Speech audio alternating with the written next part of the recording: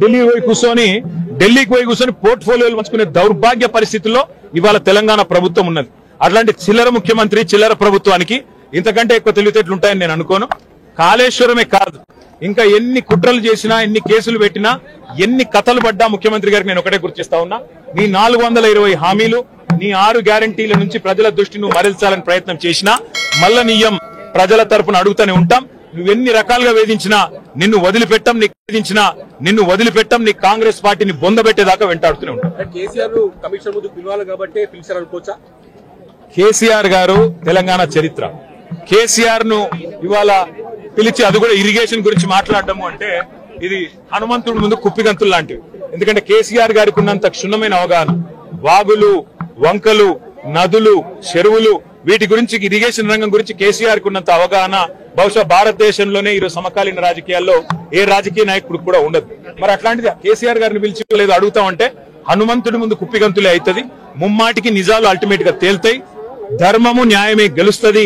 Ultimate గా కేసీఆర్ గారి పేరు చరిత్రలో సువర్ణాక్షరాలతో తెలంగాణను సాధించిన నాయకుడిగా, తెలంగాణను సస్యశ్యామలం చేసిన నాయకుడిగా చరిత్రలో సువర్ణాక్షరాలతో లిఖించబడుతుంది.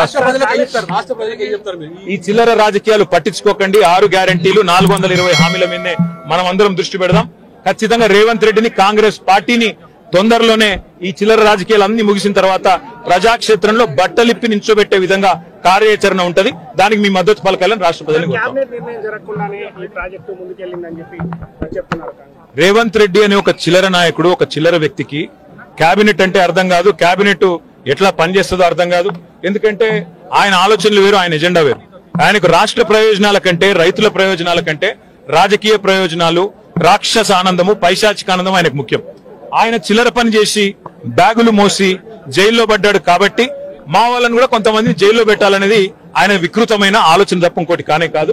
నేను చెప్పేదల్లా ఒకటే, అబద్ధం నిజం నిలకడ మీద తెలుస్తుంది. నిజం కడప దాటే లోపల అబద్ధం అంగిలాగేసుకుని ఊరంతా తిరిగి వస్తుంది అన్నట్టు కొన్ని రోజులు కాళేశ్వరం అని, కొన్ని రోజులు ఫోన్ ట్యాపింగ్ అని, కొన్ని రోజులు ఫార్ములా ఈ అని ఏదైతే డ్రామాలు రేవంత్ రెడ్డి ఆడుతా ఉన్నాడో, ఆయన ప్రభుత్వం ఆడుతా ఉందో, ఇవన్నీ కూడా కేవలం ప్రజల దృష్టి మరల్చడానికి చేస్తున్న చిల్లర ప్రయత్నం. 420 హామీలు, 6 గ్యారంటీలు అమలు చేయలేని ముఖ్యమంత్రి, చివరికి మంత్రివర్గ విస్తరణ చేయలేని ముఖ్యమంత్రి, చివరికి మంత్రివర్గ విస్తరణ చేసిన పోర్ట్ఫోలియోలు కూడా కేటాయించుకోలేని ఒక అసమర్థ ఫెయిల్యూర్ చీఫ్ మినిస్టర్. ఆయన ఫెయిల్యూర్ ని కప్పిపుచ్చుకోవడానికి చిల్లర ప్రయత్నాలు చేస్తున్నాడు. అంతకంటే చేసేదేం లేదు.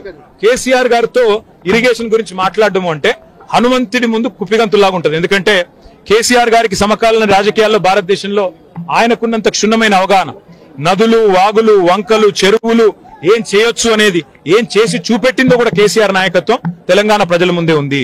బ్రహ్మాండంగా తెలంగాణను 1 కోటి ఎకరాల మాగాణం చేసి వరి ధాన్యం ఉత్పత్తిలో పంజాబ్ ను, హర్యానాను దాటిపోయి తెలంగాణ అనే కరువు పాలిత ప్రాంతాన్ని ఇవాళ భారతదేశంలో అగ్రభాగాన్ని నిలబెట్టినందుకు కేసీఆర్ గారికి నోటీసులు ఇస్తారా? లేదా ప్రపంచంలోనే అతిపెద్ద లిఫ్ట్ ఇరిగేషన్ ప్రాజెక్టును 4 ఏళ్లలో ప్రజాస్వామ్య భారతదేశంలో కట్టినందుకు మీరు నోటీసులు ఇస్తారా? దేనికి ఇస్తారు కేసీఆర్ కు నోటీసులు? అన్ని చర్చలు కూడా ఇవాళ కమిషన్ ముందు జరుగుతాయి. ఎన్ని ప్రశ్నలు అడిగినా వాటికి సమాధానాలు సమర్థవంతంగా మేము చెప్తాము. ఇప్పటికే హరీష్ రావు గారి ప్రెజెంటేషన్ తోనే కాంగ్రెస్, బీజేపీ నాయకుల ఫ్యూజులు ఎగిరిపోయినాయి. ప్రజలకు కూడా మొత్తం వాస్తవాలు అర్థమైపోయినాయి. వాడు కొత్తగా చెప్పడానికి గానీ, మరి అడగడానికి గానీ వాస్తవంగా ఏం లేదు. కానీ సాంకేతికంగా పిలవాలి కాబట్టి పిలిచుడని నేను అనుకుంటాను.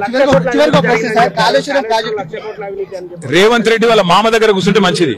పిల్లనిచ్చిన మామ దగ్గర రేవంత్ రెడ్డి 5 నిమిషాలు కూర్చొని బుద్ధి జ్ఞానం తెచ్చుకుంటే మంచిది.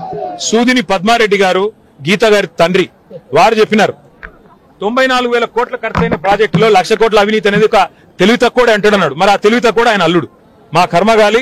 ఆ తెలివి తక్కువ ఇలా రాష్ట్రానికి ముఖ్యమంత్రి. కాబట్టి మేము అనేది ఏంటంటే రేవంత్ రెడ్డి గారు ముందు పోయి వాళ్ళ మామగారి దగ్గర కూర్చొని కొన్ని పాఠాలు నేర్చుకుంటే మంచిది. కాళేశ్వరం ప్రాజెక్టు విచారణ పూర్తిగా అయిపోయిన తరుణంలో మళ్ళీ 2 నెలలు పొడిగించి కేసీఆర్ ను ఇటు హరీష్ రావును పిలిచినటువంటి సందర్భం కనిపించింది. దీన్ని ఎట్లా చూస్తుంది? ఖచ్చితంగా కక్ష సాధింపు, రాజకీయ వేధింపు తప్ప ఇందులో ఏమీ లేదు. నిజం నిలకడ మీద తేలుతుంది. ముమ్మాటికి అల్టిమేట్ గా ప్రజాక్షేత్రంలో, న్యాయస్థానాల్లో ఎక్కడెక్కడైతే ఇవాళ ఈ విచారణను, ఈ వేధింపులను ప్రజలు గమనిస్తున్నారో, 1 కోటి ఎకరాల మాగాణం చేసి పంజాబ్ ను, హర్యానాను దాటే విధంగా తెలంగాణలో వ్యవసాయ ఉత్పత్తి పెంచిన కేసీఆర్ గారి మీద వేధింపుకు పాల్పడితే తప్పకుండా ప్రజాక్షేత్రంలో ప్రజలు బుద్ధి చెప్తారు. ఏడాదిన్నర కాలంగా ఒక ప్రాజెక్టు డిపిఆర్ గానీ, కనీసం శంకుస్థాపన గానీ, ఒక ఇటుక పెట్టి కట్టే దాఖలాలు లేవు. ఎట్లా చూస్తారు కాంగ్రెస్ పార్టీ? ఎట్లా చూసేదేముంది? కూలగొట్టడానికి వచ్చింది తప్ప కట్టనికి రాలేదు. ఈ పేదల ఇండ్లు కూలగొట్టడం, ఇట్లాంటి ప్రాజెక్టులు కూలగొట్టడం, విధ్వంసకరమైన ఆలోచనలు, రాజకీయ వేధింపులు, కక్ష సాధింపు తప్ప ఈ సన్నాసికి ఏమి చేత కాదని అర్థమవుతా ఉంది. అందులో అర్థం కాకపోవడానికి ఏముంది? కేసీఆర్ భయపడ్డాడు. నోటీస్ ఇస్తేనే భయపడ్డాడు కేసీఆర్ అని రేవంత్ రెడ్డి అన్నారు. 100 జన్మలెత్తినా రేవంత్ రెడ్డి అనే చిల్లరగానికి కేసీఆర్ గొప్పతనం అర్థం కాదు. రేవంత్ రెడ్డి గురువు, ఆయన జేజమ్మతోనే కొట్లాడినోడు కేసీఆర్. ఆ జేజమ్మని ఇక్కడి నుంచి తరిమేసినోడే కేసీఆర్. కాబట్టి రేవంత్ రెడ్డి అనే చిల్లరగాడు ఏం మాట్లాడినా, ఆయన చిల్లర ప్రభుత్వం ఏం చేసినా కేసీఆర్ ఎంటిక కూడా పీకలేరు.